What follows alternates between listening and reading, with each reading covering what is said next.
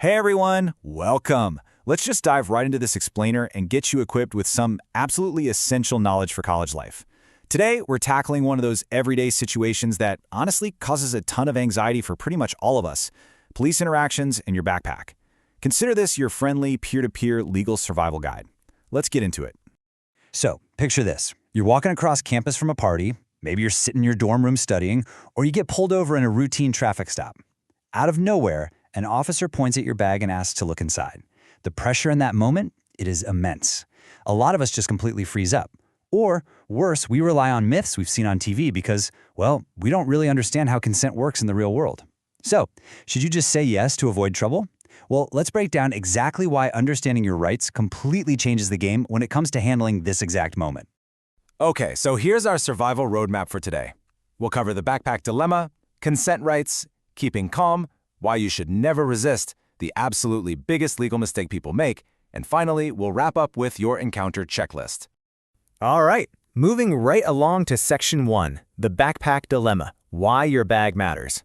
Look, your backpack isn't just a piece of fabric you throw over your shoulder. It is literally a portable filing cabinet of your entire private life. Whether you're hanging out at a dorm, riding in a car, or just sitting in the library, your bag holds an incredible amount of personal data. Think about it. It's got your laptop, your private texts and messages, your dorm keys, sensitive health or financial documents, maybe even some, controversial notes for a college debate.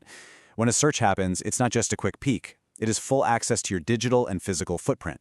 As a young adult, protecting this space is just as crucial as locking your front door. If you just say sure to a search, you are voluntarily opening up your whole private world.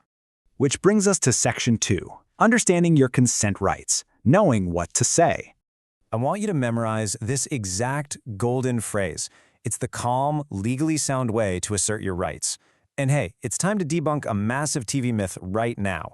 Unlike those crime shows where suspects passionately argue the Constitution with cops on the side of the road, in real life, you do not need a law degree or some dramatic monologue to protect yourself. No way. If an officer asks to search your bag, you just clearly say, "I do not consent to a search." That is literally it. You don't have to explain yourself. You definitely don't have to apologize. Just state it plainly. Okay, on to Section 3, keeping calm under pressure. Behavior matters. Here's the thing though, just knowing the law isn't enough. Your demeanor is absolutely your best shield. Picture being questioned outside a loud, chaotic college party or getting pulled over late at night. Obviously, the situation is super stressful and your adrenaline is probably pumping, but staying entirely respectful and calm is mandatory. Getting angry, getting hostile, or having an emotional reaction is not going to protect your private information. It is only going to escalate the encounter. You've got to keep your cool, keep your hands visible, and speak politely, no matter how intimidating the whole interaction feels. Believe me, your attitude can totally dictate how the rest of the stop unfolds. Let's look at Section 4.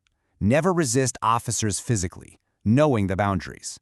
So while you have absolutely every right to verbally refuse consent, you must never, ever physically resist or try to forcibly block an officer.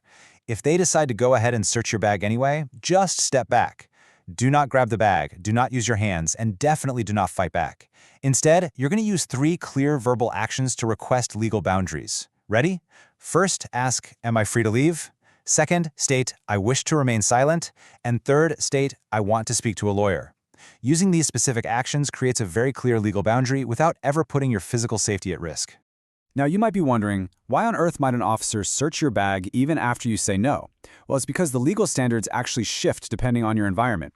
So the privacy expectations in your campus dorm room, for example, are highly protected. I mean, it's essentially your home. But a traffic stop involving your car might give officers different legal leeway depending on what's sitting right there in plain sight.